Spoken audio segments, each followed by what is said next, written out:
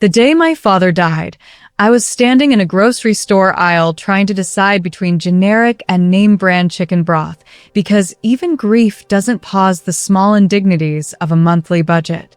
My phone buzzed with my sister's name, and I answered expecting another question about her mother's will, something she'd already asked 3 times that week, each time with the same manufactured urgency that never quite masked her impatience.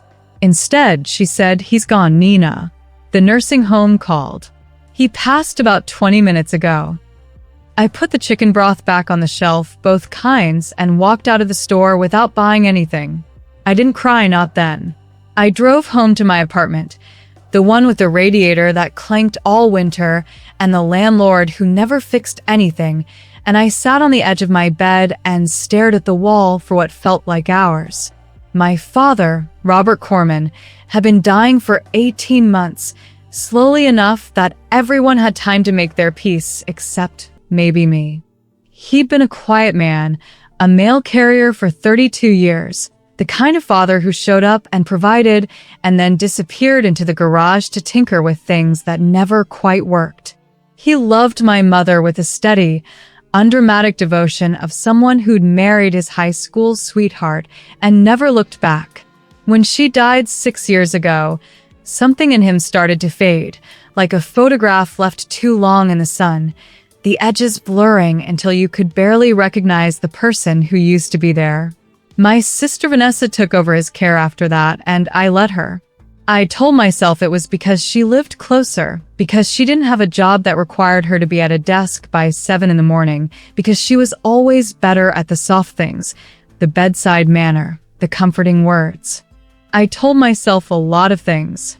The funeral was 3 days later, a gray Tuesday in November that felt appropriate for a man who'd spent his final years in a haze of medication and half-remembered conversations. Vanessa arranged everything, of course. She'd been arranging things since our mother died, taking over the family calendar like she'd been born with a planner in her hand. I showed up in the black dress I'd worn to 4 other funerals in the past decade and stood at the back of the chapel while people I barely recognized talked about what a good man Robert was. He was a good man, that much was true. He just wasn't a present one. Not after Mom. I think he spent the last 6 years waiting for permission to join her, and when it finally came, it was almost a relief. Vanessa gave the eulogy, her voice steady and warm, the same voice she used to calm down panicked clients at the real estate agency where she'd worked for 15 years. She talked about his love of fishing, his terrible jokes, the way he'd always make pancakes on Sunday mornings even when we were teenagers who slept past noon. I stood there listening to a version of my father I barely recognized. The man I remembered was the one who sat in his recliner after work with the television on low and barely spoke for hours. The man who had no idea what I studied in college or who I dated or what I did with my weekends. The man who, in 6 years since our mother died, had called me exactly 4 times, and 3 of those were to ask me to pick up his medication because Vanessa was busy. After the burial, everyone gathered at Vanessa's house, a sprawling colonial in the suburbs with a kitchen island the size of my entire living room and a backyard that looked like something from a home magazine. Vanessa had married well, to a surgeon named Paul who was so relentlessly pleasant that I'd always suspected he was hiding something. The house was full of people eating catered sandwiches and talking in low, respectful voices. I circulated for an hour, making the appropriate noises of grief, accepting condolences from relatives I hadn't seen since our mother's funeral, and trying to find a corner where I could just breathe. I found it eventually, in the sunroom off the back of the house, a glass-walled space that looked out onto the manicured lawn. Vanessa found me there about 20 minutes later, carrying 2 glasses of wine and wearing the expression of a woman who was about to say something she'd been rehearsing. "You okay?" she asked, handing me a glass. I took it, mostly because I needed something to hold. "I'm fine. You've been hiding in here for most of the afternoon. Just needed a minute." She sat down across from me, crossing her legs with the practiced elegance of someone who'd spent years attending networking events and dinner parties. I know this has been hard for you. You are always closer to Mom. I didn't correct her. It was true, and it was also irrelevant. What happens now? I asked. With Dad's estate, I mean.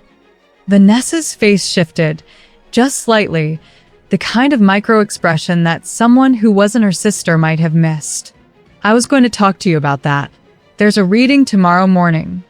I've already spoken to his attorney. His attorney? I didn't even know my father had an attorney. I didn't know he had anything worth putting in a will, for that matter. He'd been a mail carrier with a modest pension and a house that had been paid off since the 90s. I thought everything would just go to us. The house, whatever savings he had left. Vanessa took a sip of her wine, a deliberate pause. It's not quite that simple. You know how Dad was in those final months. He was confused sometimes. Confused? He made some decisions that I think we both need to discuss. Together. Her voice had shifted into something I recognized, the careful, measured tone she used when she was trying to manage a difficult client. What kind of decisions? I asked, though I already knew the answer, deep in that place in my chest where I'd been storing all the things I didn't want to look at too closely. He changed the will about 8 months ago. He wasn't himself, Nina. He was on a lot of medication. The nursing home confirmed he wasn't always lucid. Change it how? Vanessa set down her wine glass and leaned forward, her expression shifting into something that was supposed to be sympathetic, but came across as rehearsed. He left the house to me. Everything else, the savings, the retirement accounts, that's split 50-50. But the house, the property, that's mine. I stared at her. The sunroom was warm, the late November sun streaming through the glass, and I felt cold anyway. The house we grew up in, he wanted me to have it. I was the one who was there at the end. He knew how much I loved that house. All the memories. What about my memories? She didn't flinch, which told me she'd been prepared for this. Nina, you never even came to visit him in the nursing home. I was there every single week. I brought him pictures, I read to him, I held his hand. He knew who was there for him. The words landed like small, precise knives. They were true mostly. I'd visited maybe 3 times in 18 months. Each visit had been excruciating, watching my father drift in and out of lucidity, not always recognizing me, sometimes calling me by my mother's name. I'd found excuses every other time. Work, commitments, the 2-hour drive. The truth was that I couldn't stand to see him like that, the shell of the man who'd been absent long before the disease took hold. That doesn't mean you get the house, I said, my voice sounding steadier than I felt. I grew up there too. We both did. The will is clear. It's done. I'll contest it. The words came out before I'd fully formed the thought. Vanessa's eyes narrowed, the first crack in her carefully maintained composure. On what grounds? You said it yourself. He wasn't lucid. He was on medication. The nursing home documented his confusion. That doesn't mean he didn't know what he was doing. I'll get an attorney. I'll challenge it. Vanessa stood up, smoothing her skirt with hands that were trembling just slightly. You do that? You drag us through court, family, over a house you haven't lived in for 15 years. It's not about the house. Then what is it about? I didn't answer because the truth was too complicated to put into words, and because I didn't trust myself to say it without crying, which was the last thing I wanted to do in front of my sister. I'd always been the quiet one, the one who didn't make a scene, the one who let Vanessa take the lead on everything because it was easier than fighting. But I was tired of being easy. The attorney's office was on the 10th floor of a downtown building, the kind of place with a receptionist who used the word espresso as a verb and a wall of windows that overlooked the city skyline. I sat across from a woman named Judith Hart, A probate attorney with silver hair and rimless glasses and an expression of professional neutrality that never quite shifted into warmth. She'd been recommended by a coworker who'd gone through something similar with her own family. I told myself that wasn't an omen. "Your father's will was executed 8 months ago," Judith said, her voice flat and efficient. "The witnesses are 2 employees of the nursing home, both of whom signed a statement attesting to his capacity at the time. But he was on medication. He was confused. His records show that." They do. But medication doesn't automatically mean incapacity, legally speaking. There's a difference between confusion and not understanding what you're signing. He changed the will to leave everything to my sister. Everything. Not everything. You still receive half of the remaining assets. The house and its contents go to Vanessa, as do the proceeds from any future sale. I leaned forward in my chair. We grew up in that house. We both did. Why would he suddenly change everything? Judith removed her glasses and looked at me with something that might have been sympathy. His primary caregiver was your sister. He likely wanted to reward her for that. It's not uncommon for testators to favor the child who is most present in their final years. That's not fair. Fairness isn't really a legal concept, Ms. Corman. I wish it were. The real question is whether we can establish that your father lacked capacity when he signed the new will.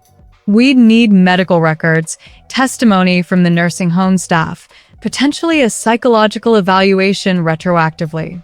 It's possible, but it's expensive and it's not guaranteed. I sat back in my chair, staring at the wall of windows and the city beyond.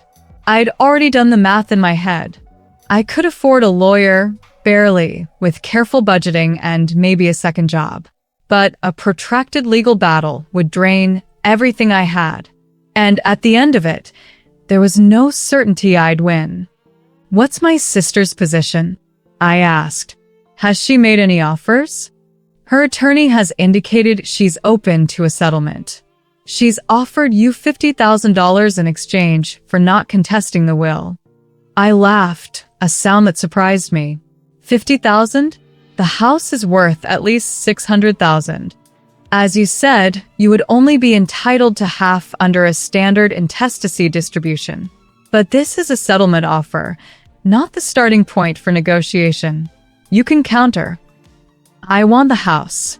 The house or its value? I thought about it, really thought about it. I didn't need the house. I had my apartment, my quiet, imperfect life. But the idea of Vanessa getting everything, walking into that house and choosing which memories to keep and which to throw away, there was something unbearable about it. The house. I want to live in it. It's the only thing left. Judith nodded slowly, making a note on the yellow legal pad in front of her. "I'll draft a counteroffer. But I need you to understand the risks here. If we go to court, it will take months, at least. It will cost tens of thousands of dollars. And the outcome is uncertain. I understand. You might lose everything." "I know." She looked at me for a long moment, and I saw something shift in her expression, a flicker of respect or maybe recognition. "Okay, let's get started." 6 weeks later, we were in a conference room at the courthouse, the kind of sterile space with gray carpet and a long table and fluorescent lights that made everyone look tired and defeated. Vanessa sat across from me with her attorney, a polished man named Gerald, who talked about equitable distribution like he was discussing the weather. Her husband Paul sat in the back of the room, his expression unreadable. Vanessa looked thinner than she had at the funeral, the sharp angles of her face more pronounced under the harsh lights. I wondered if she'd been sleeping as poorly as I had. "Your sister has made a generous offer," Gerald said. $75,000 and full possession of the personal property. That's more than fair. I want the house. Nina, be reasonable. Vanessa's voice was tight, controlled. You haven't lived there in over a decade. You have no ties to that community. You could take the money and by something else. It's not about the money. Then what is it about? What is it really about? I looked at my sister, at the woman who'd always been the favorite, the one who could do no wrong, the one who'd gotten the good grades and the good husband and the good life, while I stumbled through my 20s and settled for less. I thought about all the times she'd told me I was making a mistake, all the times she'd offered unsolicited advice, all the times she'd made me feel like I was less. I want to be the one who chooses, I said. For once, I want to be the one who gets to decide what happens. Vanessa stared at me, her mouth slightly open. For a moment, I saw something behind her eyes, something that might have been recognition. Then it was gone. You're being ridiculous. Maybe I am, but I don't care. Gerald leaned over and whispered something to Vanessa. She nodded, her jaw tight. We'd like to take a recess, Gerald announced. We'll reconvene in 30 minutes. I didn't have the money for an extended legal battle. I knew that. I'd been scrambling for weeks, taking on freelance work, cutting every expense, barely sleeping. The cracks were starting to show, the edges fraying, and I could feel myself coming apart. The night before the next hearing, I found myself driving to the old house, the house I'd grown up in, the house Vanessa wanted to keep for herself. It was a modest colonial on a tree-lined street, white siding and black shutters, and a front porch with the same swing my mother used to sit on in the summer. The new owners hadn't done much to it. The paint was peeling in places, the gutters sagging, the yard overgrown. I sat in my car across the street, staring at the house, trying to remember the last time I'd been inside. It had been years, maybe a decade. I'd made excuses, just like I'd made excuses with my father. I was busy, I was tired, I was too far away. The truth was simpler. I didn't want to see what my parents' lives had become, the slow decay of their marriage, the silence that had replaced the laughter. But I still remembered it the way it used to be, the way it was before everything fell apart. I remembered my mother in the kitchen on Christmas morning, her hair in a messy bun and a flour smudge on her cheek, laughing at something my father said. I remembered the sound of his voice when he read bedtime stories, the way he did the voices, the way he made me feel safe. I remembered my father teaching me to ride a bike on the sidewalk out front, running alongside me with his hand on the seat, letting go when I wasn't looking. I sat in the car for a long time, watching the shadows move across the front porch, and I realized that this had never been about the house. It had never been about the money or the property or any of it. It was about the fact that I'd spent my whole life feeling like I didn't matter, and this was the one thing that could prove me wrong. I pulled out my phone and called Vanessa. She answered on the first ring, which meant she'd been waiting. "It's late," she said. "I know. What do you want?" I took a deep breath. "I'll take the settlement." The morning after I signed the agreement, I woke up with a strange emptiness in my chest, like something had been hollowed out and I hadn't yet figured out what was supposed to fill it. The money, $75,000, was in my account. I'd already paid off my credit card debt and the remaining balance on my car loan.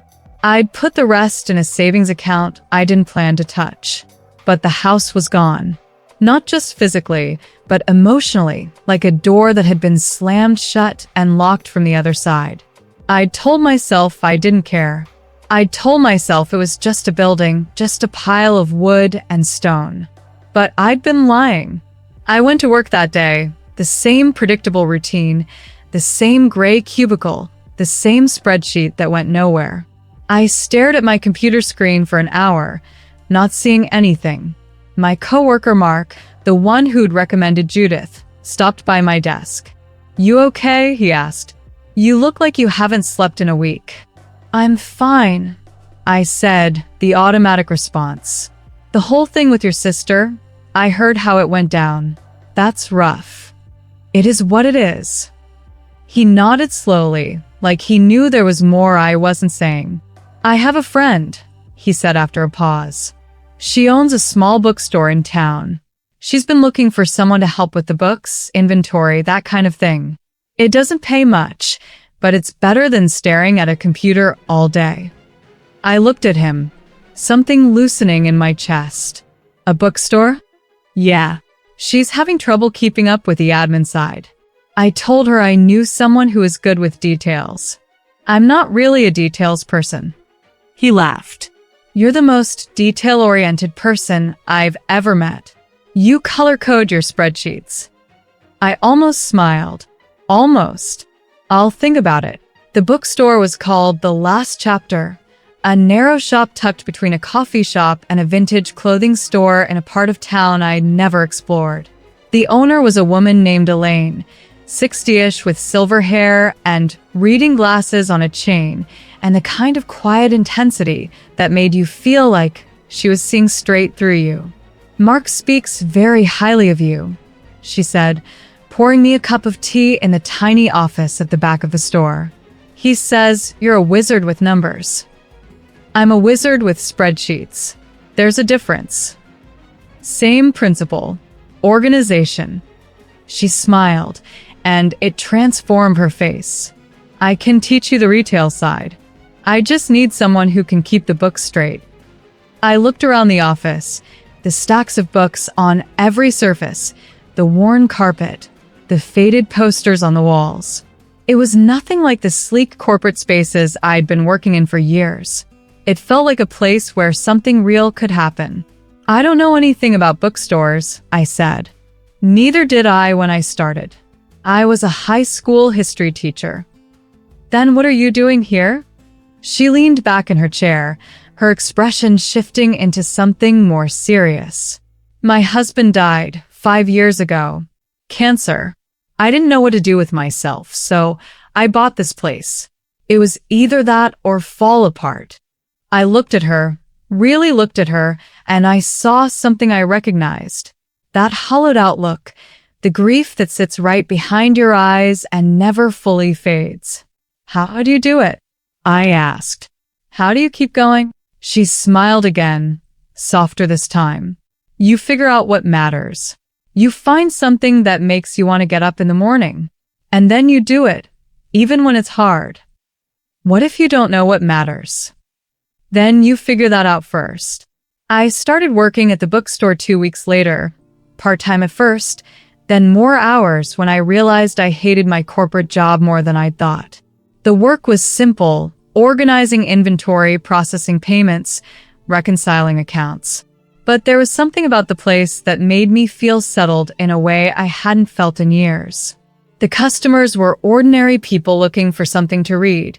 The books were old friends and new discoveries, and the hours passed in a quiet rhythm that felt like healing.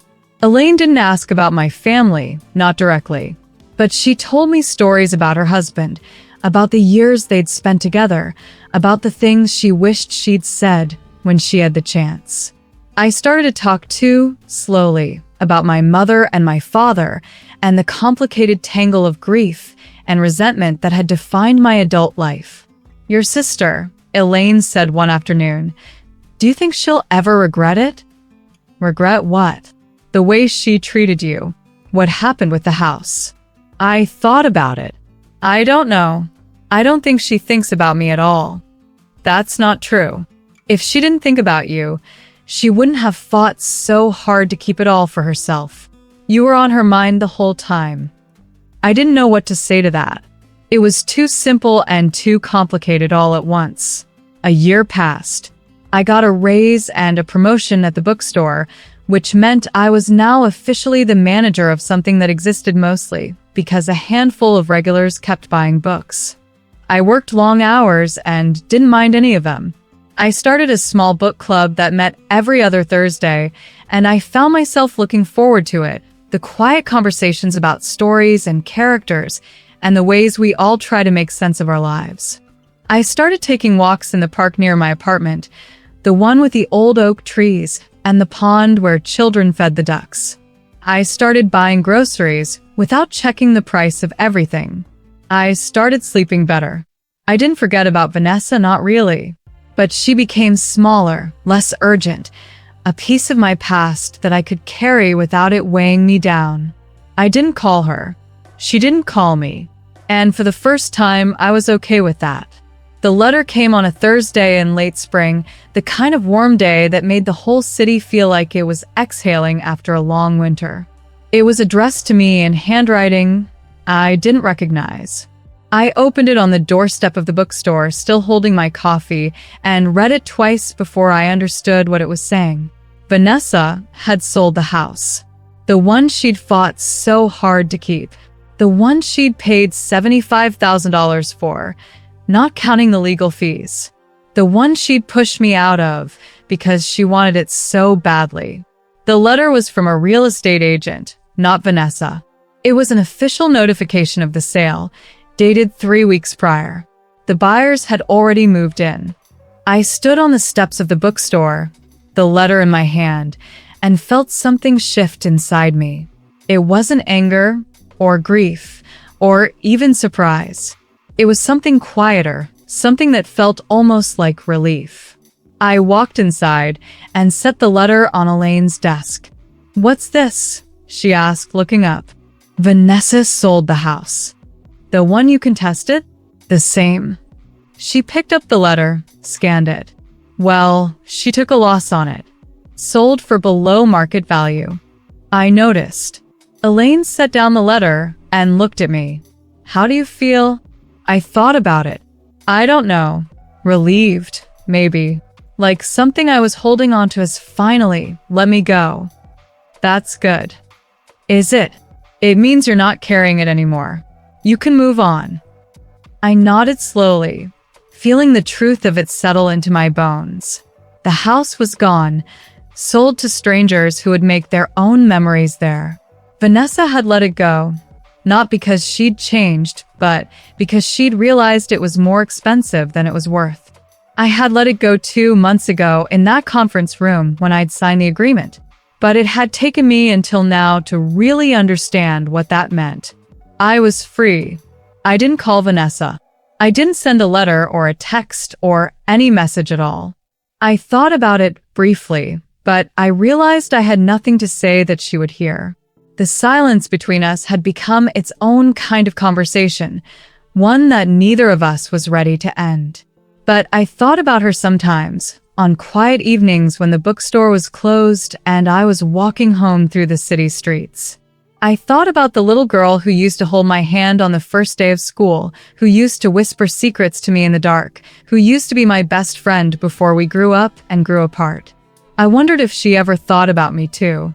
I wondered if she ever regretted what happened, or if she'd simply filed it away like a bad investment, something to be forgotten and moved past. I would never know, and that was okay.